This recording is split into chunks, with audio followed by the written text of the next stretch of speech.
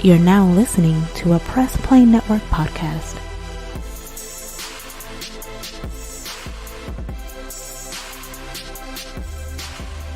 Fit your game, talk your shit, grab your gap.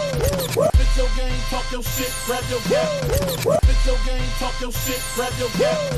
Fit your game, talk your shit, grab your gap, call your clips. Fit your game, talk your shit, grab your gap, call your clips. Fit your game, talk your shit, grab your gap, call your clips.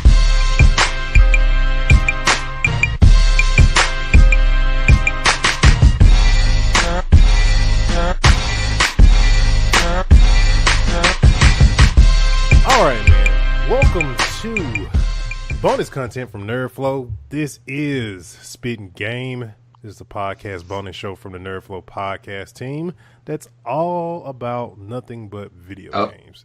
Hold on. This is my first episode. This ain't my first episode of Spitting Game. You've been on Spitting Game before, bro. And I was you was on the last episode of Spitting Game. What you talking about? Oh, okay. But I got something to say, like, to let's just let me say what I gotta say. Nerdflow here, bringing Spitting Game your way, but we also wanted to tell you, Happy Easter Day. Wow, this boy actually did get a speech on Spitting Game. I'll tell you about that 420 effect. I don't do marijuana at all.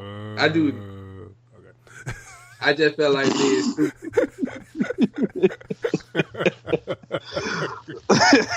I couldn't help myself, man. I had to hit a little down real quick. That's just, it's just that's what it felt like just then. It's fine. Alone. Exactly. It's fine, yo. It's fine. Yeah, some of the young people probably like, man, what the heck? Who the heck is Lil Darryl? But look up Ricky Smiley, and you'll know exactly what you're talking about. Milk. Oh man. Okay, guys. So the kickoff Spitting Game on this day in 2004, Fight Night 2004 dropped. So speaking of Fight Night, right? Okay, so I stream, of course, Royalty Gaming Facebook page is where you can find me at fb.gg. I am Royalty. But I have EA access on Xbox, and Fight Night is on there. And I've seriously been really thinking about doing a Throwback Thursday and playing Fight Night on the stream. Really have. I think I might do it. If only I didn't hate Xbox with a passion. Yeah, all you gotta do EA access. Same here. EA access is like $4, and you get all the old EA games. And Fight Night is the last Fight Night is on there. Cause I used to walk in the house. I go at anybody's house, and I was walking in like my name was Muhammad Ali, having saying Quinn Stewart, Boom Aye, because I was the champ. So that one time when we was in Gangside, right, and there was a little kid. Oh man, I wasn't trying to let that little boy. I wasn't trying to defeat. I wasn't trying to destroy that little boy's hopes and future. Had I beat that boy like he was an adult, he probably would have just hated games for the rest of his life. Hey man, that's just everything happened for a reason, bro. Everything happened for a reason. All right, man. But like I said, Press Play Network. This is a Nerdflow podcast bonus show called Spitting Game. It's all about video games. This is episode number 8. If you haven't heard of an episode of Spitting Game, you can go just search it on any of the major podcast services and kind of catch up that way, or it's on the regular Nerdflow feed. The last one we did was about Anthem. Name of the episode is the Anthem review and cookies. So go check that out, and you'll see why we say cookies. So just go check it out.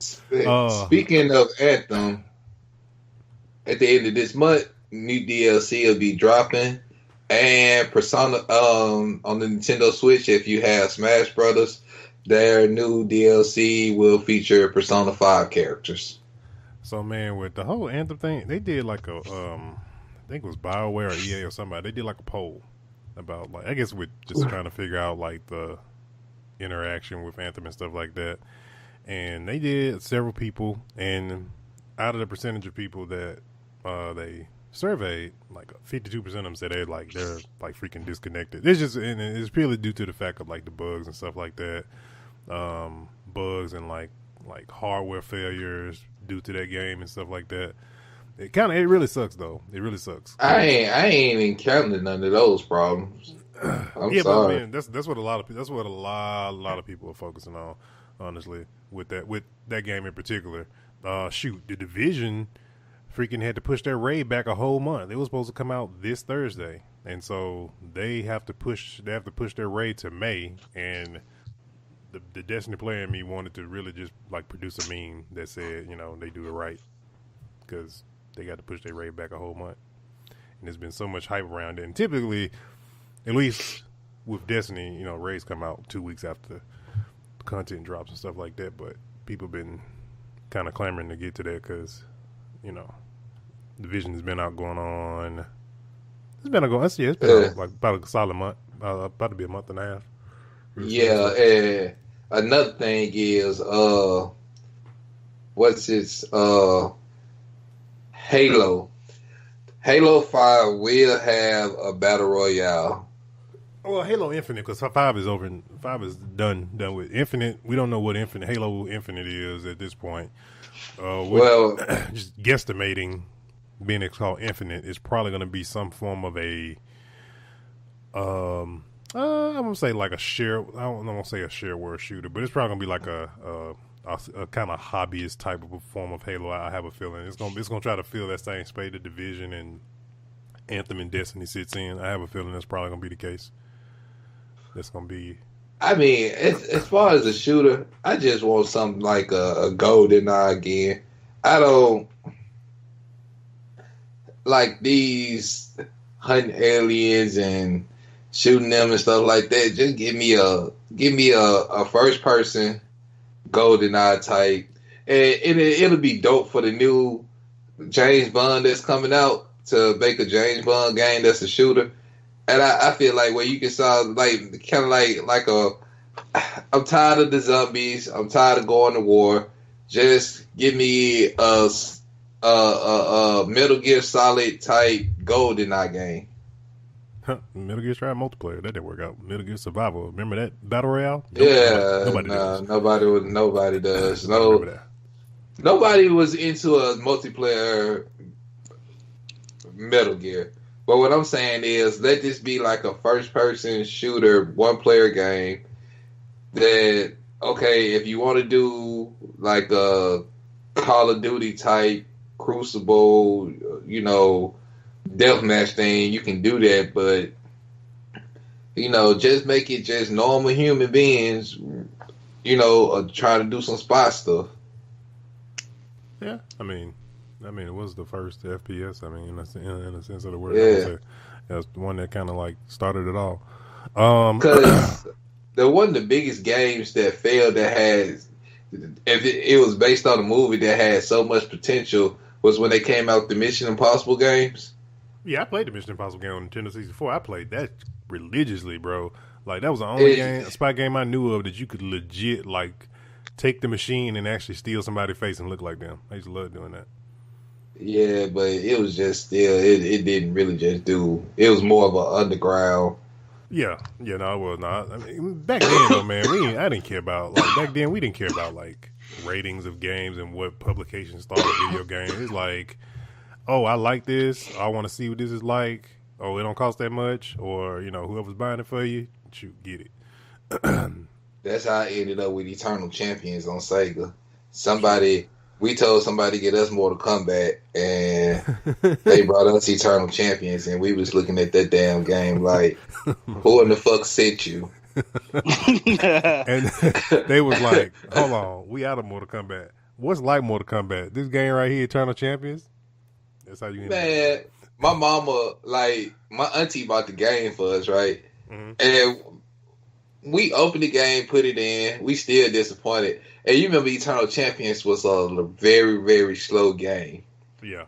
And when we was playing the game, my mom just saw the look on me and my brother's face. The next day we had Mortal Kombat 2. Mortal Kombat 3. Because we already had Mortal Kombat 1 and 2. The next day we had Mortal Kombat 3. And we never put that game back in the system. Hell no. Never. Had GameStop. Y'all remember Time Killers? Yeah. It was in Diamond Gems. I used to love Yeah. that because you could chop Yeah. off limbs and all Yeah. that stuff. It was made by Sega. Yep. I used to love that game. Because it was I remember it being in the arcade Diamond Gems. It was right beside Terminator 2. Mhm. The Terminator 2 game. Yep. Yeah, I remember that game. Let's see here. So Nerdflow Podcast, of course, gonna be a Coming Palooza 2019. Event is gonna be between May 10th and May 12th. Nerdflow, we will be there in full effect on May 11th at 7 p.m. So if you're in Texas here or you're coming to Coming Palooza, hang out, hang around till 7 p.m. You can watch it. You can listen to us live. The topic that we're gonna be talking about for the podcast at Comic Palooza is basically going to be based around the MCU and beyond. We're going to talk about some spoilers with Endgame, so if you haven't seen it, probably may not want to listen or attend. But you also we're going to talk about like the future of the MCU, especially with the whole Fox merge and all that stuff. So we're going to be giving our theories and what we want to see and stuff like that. We also want to get feedback, so make sure you guys come out if you ain't got nothing to do that weekend. I know it'll be Mother's Day weekend, but Saturday and Friday, come kick it with us at Comic Palooza. So, do y'all know what movie is ending this phase? I saw an article about that they said that this is not the Homecoming. end of this. Homecoming. Talking about Far From Home is ending this phase. Huh. Interesting. Well, it is the last Marvel movie for 2019. So that's why it's in this phase. Sort of in the MCU. It's the last MCU movie of 2019. movie, Yeah. I mean, that makes sense. That kind of makes sense if you. They really wanted Endgame to end the phase, but Far From Home just ended up in production faster than they thought. Yeah. Like, Homecoming was so popular, and people were just clamoring for another Spider-Man. So. All right, man. Let's get to some games. So this week on Speaking Game, we're gonna be talking about. So this week, a lot of PS5 rumors, a lot of that coming out from different media sources and stuff like that. We're gonna talk about the Xbox One S all digital. Kind of talk about the future of that. World War Z, the game actually came out as well. We got more to come at 11 coming out this week, and Days Gone dropping as well. We also got some rumors from a purchase from PlayStation that was kind of shocking. We don't know if this is like legit or not, but it's just we want to see, just kind of like stir up some things to kind of see where our heads is at if this does become an actual true thing. So we're gonna kick it off with the PS5 details. So with the PS5, there's been some details that was supposedly from some creditable sources saying, of course, it'll support like 8K and stuff like that. You'll also, they're also talking about like PlayStation Plus Premium being a thing as well. They talked about there's a feature that's on NVIDIA that they mentioned that the PS5 would be able to do. You know how NVIDIA has this. What is it called? I'm trying to remember the name of it, but it's kind of like a ray tracing. Kind of like like a turbocharge for it turbocharge your gameplay. Yeah, so it's like ray tracing. But the funny thing about that though is that I remember like towards the latter half of the year, AMD did like a conference and they said they actually slipped out that they said they had sent a bunch of dev kits with their latest, I forgot what card it was, to a bunch of console developers. And we know most PlayStation and Xbox both use AMD just purely because of, overall cost and just trying to make consoles reasonable where people can, afford them and stuff like that. But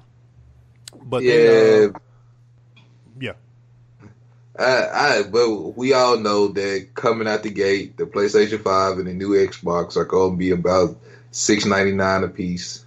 I'm going with I got into a very, very I won't say heated debate because we didn't get heated, but it was like I had a guy that I work with. We're real cool friends or whatever and stuff like that. But he's an Xbox guy to the heart, but he couldn't understand and he plays like PC and stuff like that. So we had this huge debate about him saying like how possible can Sony keep their costs down if it's supposed to have this 8K feature and stuff like that, and nobody's gonna buy easy that. Huh? Easy, the same way they've always kept their costs down. Most console makers in the very beginning, they lose money off the rip. Yeah. They're going to make all their money Yeah. on all the accessories that are going to come out when it launches, that's going to be available for it to support it in games. That's how they make all their money in the beginning. Then later on in the life cycle, they'll focus on, that's why we get slims and alternate versions of these consoles, because they found a better way to produce it at a cheaper rate where they can be profitable near the latter half of the console cycle. So in the beginning, they gonna lose. They both, Microsoft and Sony, gonna both probably lose money on these consoles. See, that's my thing about Xbox people. They just really don't accept, like, okay, maybe with the Xbox 360, I think it kind of like outsold the PS3 because the PS3, Sony like screwed up with the PS3 when it first dropped. I'll correct that. To the general public, yes, but if you go do your research and look at the numbers, when the life cycle ended, PlayStation 3, if you go look it up, PlayStation 3 actually beat 360. Okay, so basically, since its inception, when PlayStation first hit the scene, PlayStation has been beating out every console that, like, since it hit the market. The first PlayStation, PlayStation 2, 3, and 4. Like, Microsoft pretty much could have hung up their aprons with the PlayStation 4 came out. The Xbox One didn't get nowhere close to matching its sales. Yeah, it did not. Yeah. I mean, it's been a long race for Xbox. And the other argument that I had with this as well is that, okay, so the rumor stating that the PS5 is either going to come out March 2020 or November 2020, and I kind of feel, this is just my opinion, I feel that it's going to be a thing where they want to see kind of where Microsoft is going to land with their launch to try to see if they want to try to beat them into the market with the new console or put it out during the holidays. I think that's kind of where they're going with it. The other part of that too, the argument I also gave in this same argument that I was having, is that as a player, Xbox One X, right? It's only been out for probably about 2 years, going on 2 years, right?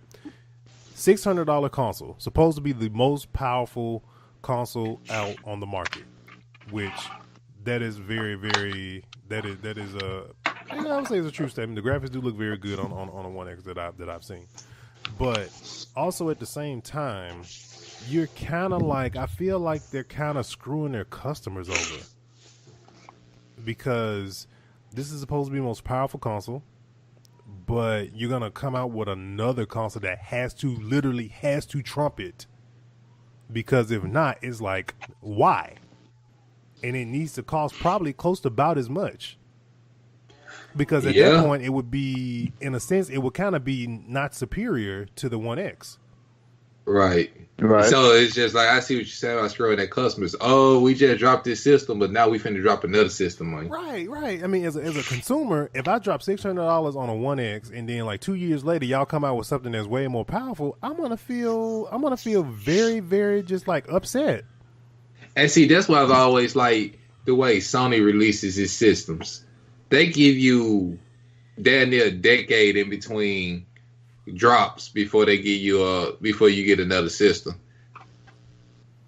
Right, exactly. I mean, and then on top of that, I mean, we got the Pro, but the Pro dropped before the One X. I want to say it was like a year, but it wasn't that they didn't give it that much of a graphical leap in technology to make you just not want to buy the 5 when it comes out. Only thing they gave you was because 4 originally was HD primarily, and they did an update to support HDR. So if you did have a 4K TV, to support those color palettes for that, and then also they came up with like super sampling, because that was the thing that the One X had. So kind of like making your regular games that may not have 4K support, or they were 4K.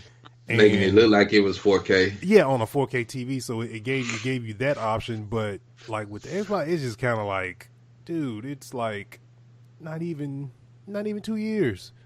So they kind of have to support. I feel like Microsoft has to support the One X in whatever the Scarlet's going to be called, whatever the predecessor that's going to succeed the Xbox One. I'm going to say Xbox One. I'm not going to say One S. I'm not going to say X. I'm going to say the Xbox One that's going to supersede that model in the lineup, in the family, because it basically has to be a replacement for the original one. It can't be a replacement of the One X. It has to literally continue to have games for One X going forward, because if not, they literally fuck their customers. Okay, so I got a question. So when the Xbox One X came out, they had this thing, I guess it was limited edition Xbox One X called Project Scorpio. Mm-hmm. Yeah. And I'm trying to remember how much was that. And because of that little thing, do you think has Sony ever done something like that, had a own version, like a limited edition version at launch instead of like after launch? Because they had the because they had the 500. They never even did anything like that. Like the first drawback for the one was, of course, the Kinect, because nobody wanted that. That was a casual thing, and the other part of that was their controller, because their controller used in the beginning a proprietary connection if you wanted to put in a gaming headset, and then they initially changed it, like I guess maybe like a year or so, probably maybe a couple months, I'm not sure, down the road, to add a headphone jack, because people were complaining about having to buy like a $30 adapter just to plug in a chat headset. And then you got the fact that, okay, people walk around like, we can use AirPods with our Xbox controller. AirPods, okay, and I mean, you can use AirPods with PlayStation. But yeah, you probably can, but why would I want to use AirPods with it? Of anything, that's the most uncomfortable set of headphones in the world. But yeah. So I guess my question would be, now with the PS5, do you think it'll be necessary for them to have any different versions once it launches? Do you think like this presentation, it wouldn't be necessary at all to have anything? No. They won't even have to. I don't feel like they go. I feel like this is what they gonna do. They go, instead of coming out with like a PS5 and then a PS5 Pro or something like that, they gonna focus mainly in putting the technology into this one console. Because it only makes sense to do it like that. Okay, the PS4 came out with the Pro to could compete with the Xbox One S. That's the only reason they made the Pro. But now that this game is gonna be 8K compatible, and it's gonna have the NVIDIA chip and all that in there, it may be, I'm thinking, like if I read right, it's gonna be anywhere have a hard drive from 1 to 2 terabytes. All of that, there's no reason for them to come out with different versions of it. They may have some different colors or skins, but colors. Well, typically for PlayStation, colors don't necessarily become a thing until like the second or third generation. Yeah, second, like later on down the road during the life cycle. I do feel and believe that if this all digital does well in the next year or so, they may consider a digital console. They might, because that's just, like I said, they're just the era we in with games where you side on whichever side versus disc versus non-disc. We're in a streaming era.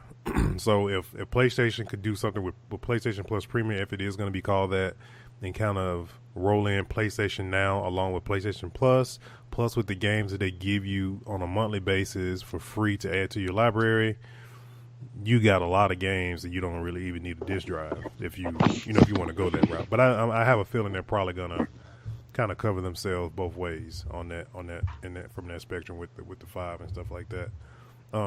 So we can go ahead and transition into the 1S all digital as well, since we're talking about it. So let me ask y'all something. So Xbox One S is $299. The all digital is $250. When Xbox announced this on Tuesday, I think it was Tuesday, people on Twitter were just upset that it was too close in price range for it to be just without this. I might as well buy the one with the disc. Yeah, and considering the fact that all these previous Black Fridays, all these Xbox One S's has been nothing but you got people like, man, I got this for $199, basically $200. Like, why would I sit here and get virtually somewhat the same thing, only it just don't take any CDs? I got to pay $250 for this, and somebody else bought somewhat the same thing for less than like $50 lesser or anything like that. So my thing is it's pretty bogus. You're taking out a 4K Blu-ray player, legit, because it plays 4K. It plays games in 4K, just not of the quality of the X. But a actual 4K Blu-ray player is on average price $199 by itself. Exactly. Yeah. So honestly, I don't blame people for not. Or for voicing their opinions on it. Like, granted, yeah, I have an Xbox, even though I'm actually still pissed at Microsoft right now for the fuckery that Xbox Live is. But anyway, I wouldn't, in my opinion, just buy it even if I didn't even have an Xbox and I wanted to buy one. I wouldn't buy that all digital one, truth be told. Especially not at that price range. I would say myself, not at the price point that it is, I kind of would buy it just because, like I said, everybody know my track record from Nerdflow and stuff like that. I've committed. I made the decision. Shoot, when the 4, like a year after the 4 came out, I'm just gonna start doing digital. Once PSN store got way better than it was on the 3, I'm gonna commit to just doing all digital. I would do a Xbox One S all digital, but the price point needs to be $199. I think would have been like a nice price because one, this generation of the Xbox One is about to be gone in a year's time, and you're still charging me not that far close from the regular. I think the regular MSRP for Xbox was like $399 for a hot minute. Yeah, it was. Yeah, so, especially when the original Xbox first came out. Yeah, it was $4.99 when it launched, and then it dropped down to $3.99, and now $2.99 now. So yeah, it just kept trickling. Like I said, it's like you don't want to sit here and look at it like, man, my homie got an Xbox One S for $200 on Black Friday, so I'm not gonna sit here and pay $250 because this thing doesn't have a disc tray in it. Right. And whatnot. So you're giving me like 3 digital games that ain't even accounting for that, and half of them are the games you're giving me are part of Game Pass, which is a $10 a month service that I would have got regardless. So it's like so I'd rather just go ahead and get the one with the disc tray in it. The disc tray, be done. Exactly. Yeah, exactly. All right. One more thing about the all digital. Okay. I mean, I know it's getting to the point where you can buy like movies on like PlayStation on the PSN or Xbox. You can buy movies or whatnot, but I think like a lot of the time people still gonna want to have a game system because, like I said, is the disc trays are like Blu-ray players and stuff. So like if you want to go still have your movie collection. It depends on where you land in your living situation. Like for me right now, my living situation is just me having I used to have like a shelf just full of just like lined up with games. It just right now for me is not feasible. My mind may change later on if this, if this game still exists if I kind of come back around to that decision, because I do like the idea of having physical games. I really do. But also for me too, I get kind of itchy hand when I want to get a new game and I want to trade in something. But then I'll think to myself like, man, I remember when I had blah blah blah, and I want to go back and play it, and I got to go back and freaking. I mean, get price gouges like GameStop to go rebuy a game. See, I learned my lesson with PlayStation 3. I'll never trade another game. If I don't play the game, I just had the game in my possession. Okay. But I was speaking on the DVD front, or, like your game system is pretty much your all-in-one game system. So if you got one without a disc drive in it, that means you pretty much got to go buy a Blu-ray player or something. I'm gonna say this. When you look for the benefit of those, I'm gonna give it a benefit of doubt. When you look at Xbox, say for example, how I had my stuff when it came to Xbox, I normally would prefer to watch movies and stuff, and then you taking into account of people who probably don't even play games. They like to use it just for like certain apps like Netflix and YouTube and whatnot. Then you have some stuff like I had the Dragon Ball app on mine, where I was able to watch all the Dragon Ball episodes and stuff like that. So for those who just usually would want to just watch stuff on the Xbox, I'll say they'll probably buy the all digital one just for that purpose, I guess, in a sense. Because for some people, that's true. Because for some people, it is their full blown, it is their entertainment hub for everything that they do, like for everything. Yeah. All right. So next gen. So with the next gen launch, right around the corner in 2020, some other rumors that came out during the 5. I also heard a rumor that So supposedly confirmed release date is November, and one of the games that supposedly may be a launch title with it is supposed to be Bad Company, a new Bad Company called Battlefield, which is everybody's favorite out of the franchise for Battlefield. So my question is, what would you like to see at launch with either of the two consoles as a launch title for the PS5 / Xbox, the Scarlet, or whatever it's going to be called?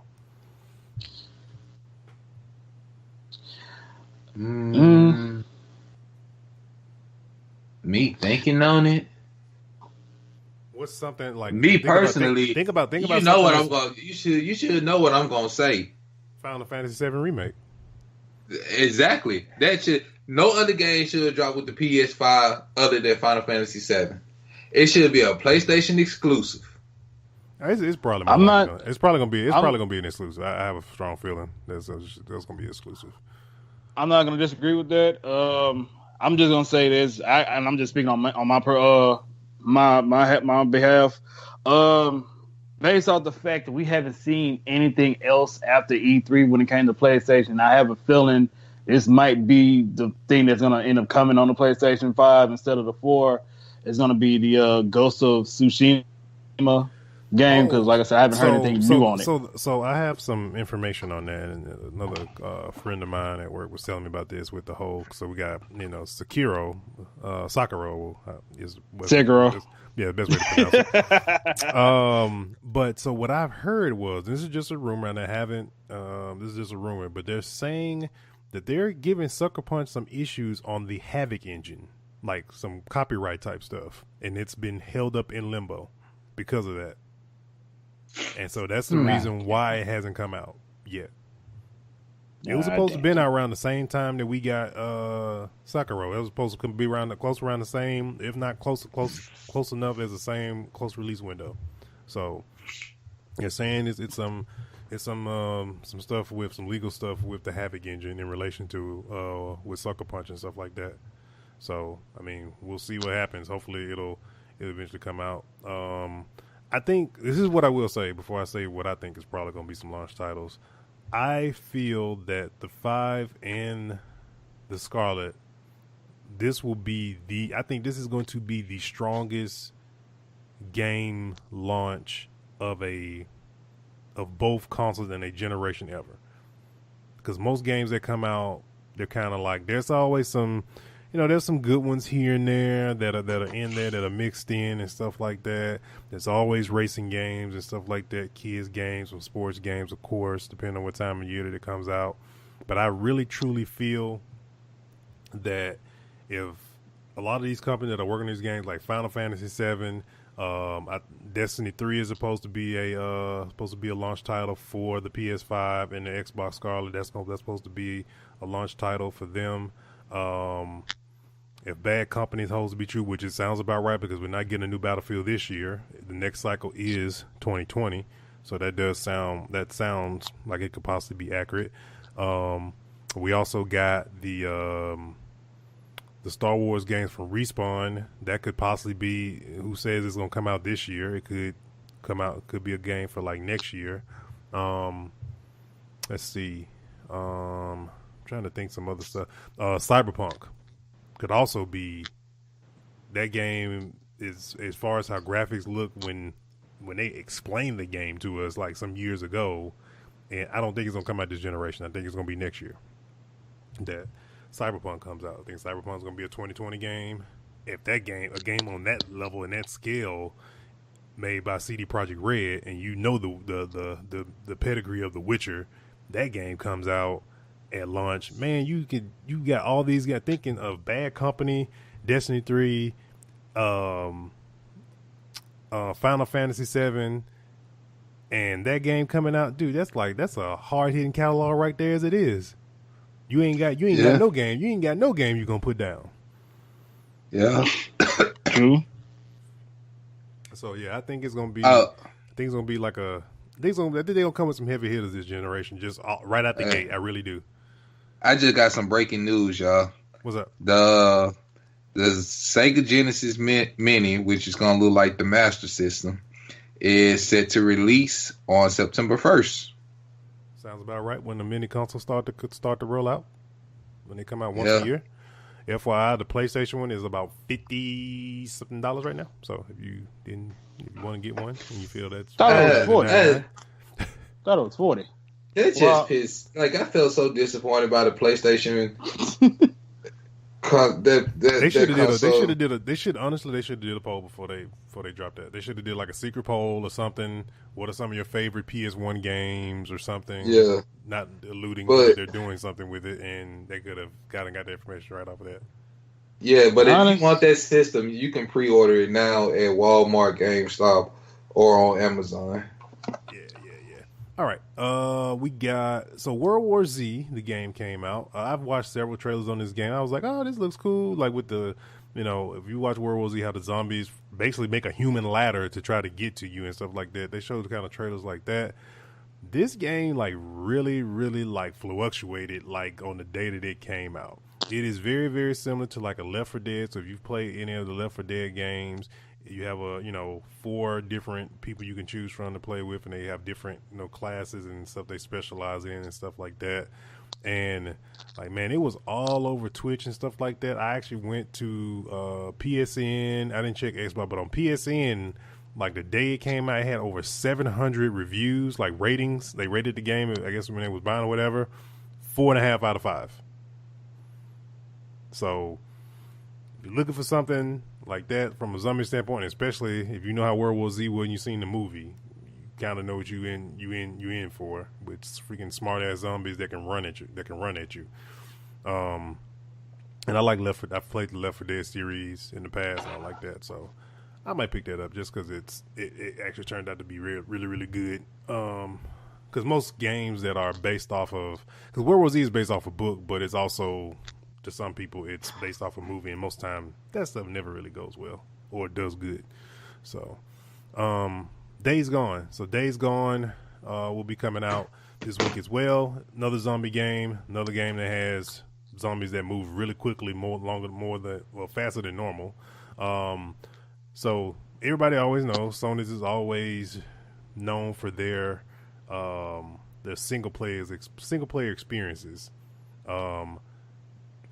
Do you guys think they're gonna knock this one out the park? Some people saying they're feeling like, I've heard like 1 or 2 people say that they feel like it's not gonna be as good. But Sony's like PlayStation single player games have all been like out of the park. Spider-Man, what's the game with the girl? Horizon Zero Dawn. Yeah, Horizon Zero Dawn. Uncharted, of course.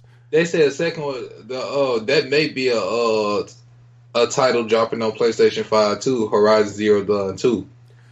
Yeah, I heard. I'll be waiting for it. Yeah, they came out with one of the voice actors that said, like, she literally says like, you're going to die when you see the sequel to that game. I was like, wow. So they got that. You also got Last of Us 2. That's probably gonna be PS5. It's like, man, like I said, it's gonna be probably the best launch of any console ever. I really do feel that way. But yeah, do you guys think they're gonna knock it out of the park with Days Gone? I think so. They're kind of undefeated in that realm. That's why Xbox is trying to buy all these studios up so they can do some single player experience, because all this single player experience have really not done well. Quantum Break did not do very well. Yeah, they might do all right, but I don't think. I don't know. I just have to see. I get kind of frustrated sometimes trying to make these predictions and have high hopes, and then when it does come out, I'm looking like, you sons of bitches. You made me sound dumb as hell on my show. Yeah, I mean it's always up in the air and stuff like that. Like I said, PlayStation literally does well, and typically with them it's always about they're very good. Like a lot of their studios are very good storytellers, and that's kind of what you want to really do in a single player game. Tell a good story, have some good game mechanics. It's supposed to be open world. It's not just a linear type of game either. They say it's open world. Yeah. So, and see, I can always say that about the Assassin's Creed game. Even though the story might change and the fan base may have one of them stick to the same story, they always told good stories within the Assassin's Creed game regardless, though. Yes, very much so. Shoot, check out The Fate of Atlantis, because I heard that is like a whole freaking new, it's almost like a different game by itself. And they have a flash sale going on right now, so you can actually get the season pass for like $24 if you already have like Odyssey or something like that. See, I gotta get Odyssey and then just buy The Fate of Atlantis. And that's on sale too. Yeah. I think Odyssey they have a flash sale going on just for Easter weekend, so that's on sale too. Mortal Kombat 11 releases this week as well. Expectations, man. I mean, I know NetherRealm. It's Mortal Kombat. It's Mortal Kombat. It's NetherRealm. I know how they do. I'm just eager to see graphics, how the graphics look and all that stuff on my TV, because like fighting games have come, such a long way from the 3D realm and all that type of stuff. So I'm always eager to see the improvement in graphics and stuff like that on Mortal Kombat. Pretty much always like a fan of that type of thing. So gameplay wise, like I said, I was already impressed with it. I'm gonna say I saw the gameplay trailer for Shao Kahn, and oh my god, that's all I'm gonna say. But like I said, I still have hammer time. I don't know. It's like I'm more intrigued when it came to the story of Mortal Kombat X. It's like 11. I don't want them. It seems like it's somewhat turning a little bit to what it was for Armageddon and stuff. It's not gonna be somewhat like Armageddon, but you're gonna see a lot of old faces. You're gonna see some new faces. Different versions of other people, and I have a feeling that maybe I have a feeling that this game, because I know some people are not too much of a fan of like what they did with like bringing in the kids and stuff like that as fighters in the game and stuff like that of the previous legendary fighters in Mortal Kombat. I have a feeling this is going to be their way of like turning back, like kind of rebooting the game in a sense. I really do. I feel like they're going to like undo and fix some stuff some decisions they made in the past, and it's going to kind of fix itself.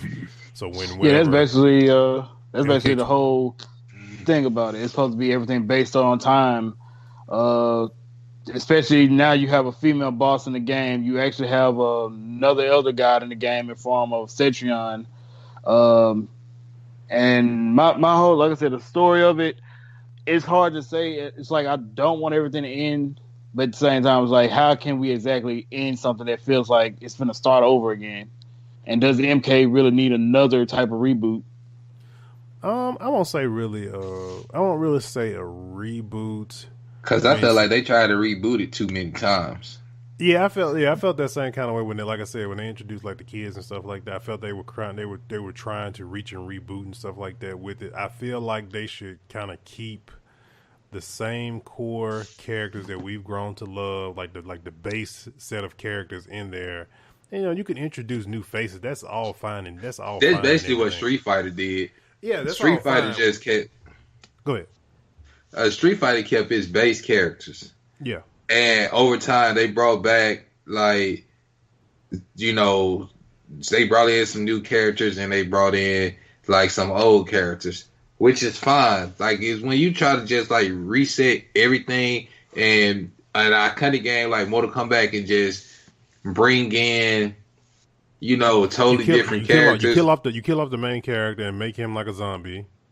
Yeah, that's the evil. First time. Mm-hmm. The second time he became an evil. He became the evil emperor of the NetherRealm. Yeah. No, NetherRealm, because Denim got wiped out by Shao Kahn in this version of it, the one that we're in now.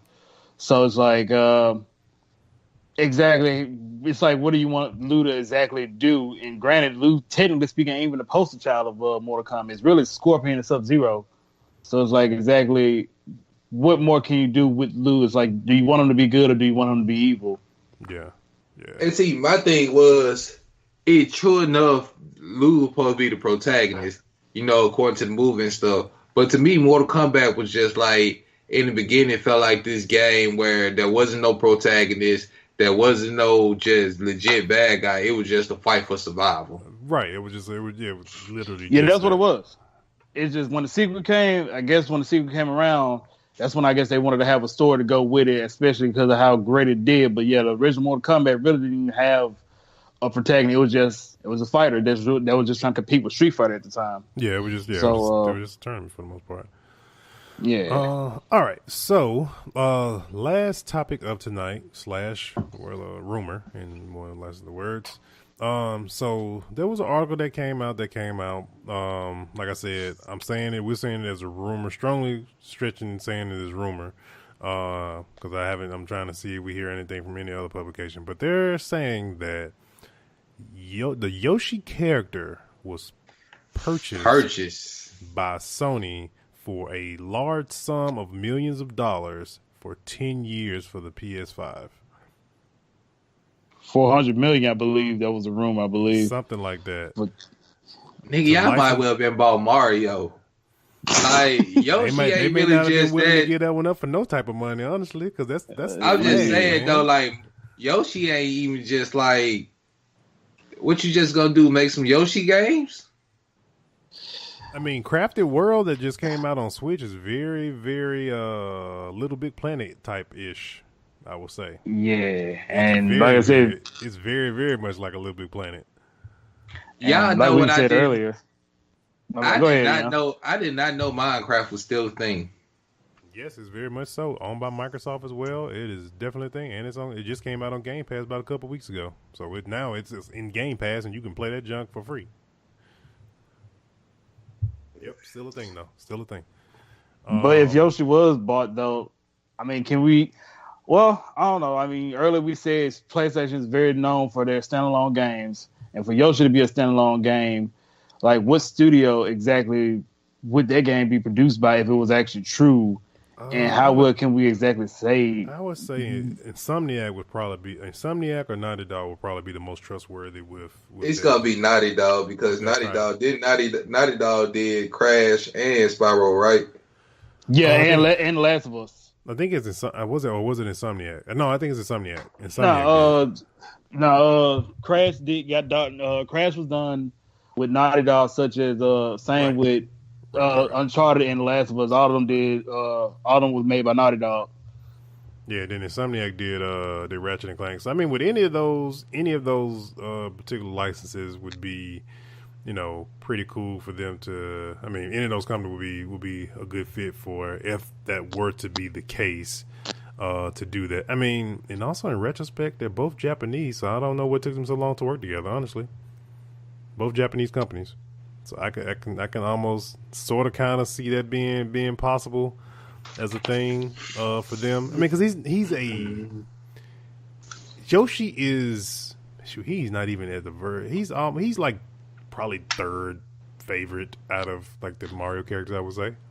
Next Mario, Luigi, and Yoshi, or maybe second. Second. I was gonna say like fourth. Really? Okay, fourth. I mean, he's that down there. Because like. Mario, Luigi, Peach. Yeah, he definitely. He definitely would say he's in the top 5. But I mean, we'll see. And I mean, over the time in Mario, he pretty much just got useless. Yeah, I mean, if we see so whatever PlayStation does. I mean, he was essential in Super Mario on Super Nintendo. Yeah, very much so. Very much so. Mario 64, nowhere in sight. After that, like Yoshi was just Mario Kart and Mario Party and Smash Brother characters. Yeah.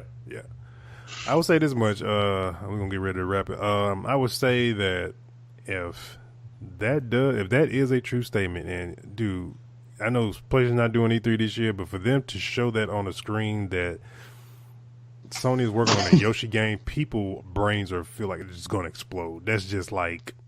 What? God damn. Yeah, exactly. That's almost like Master Chief showing up on PlayStation. That's like, what? Hold on. How? But you know what? That's how I always felt about certain like titles. Like I felt like Tomb Raider should just been strictly a PlayStation game because I mean, Lara Croft got her bones on Sony. Yeah, that's true, and that's why I think that's where Nathan Drake came from. I think that's why they created him because they needed like you said, Tomb Raider was it was synonymous with PlayStation from the very jump. It's where it came from. That's where it started at.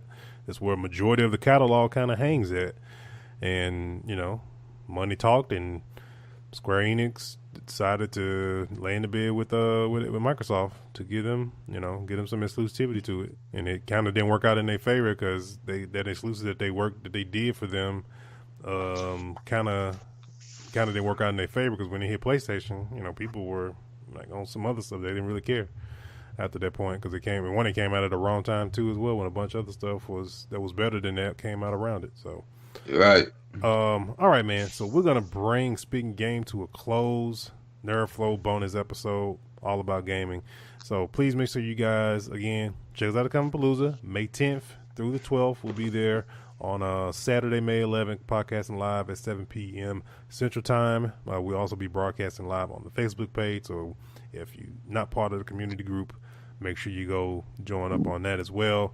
You can go to facebook.com/Nerdflow Podcast, click on the community tab, and that'll take you straight in so you can join the coolest community out there, which is the Nerdflow Podcast community. And yeah, man, we're going to catch you guys on another episode of Nerdflow Podcast, which we're one away from hitting 100. So keep your eyes peeled to our Twitter and stuff like that to find out what we're going to be having going on for issue 100 of Nerdflow. And we out here, people. Peace.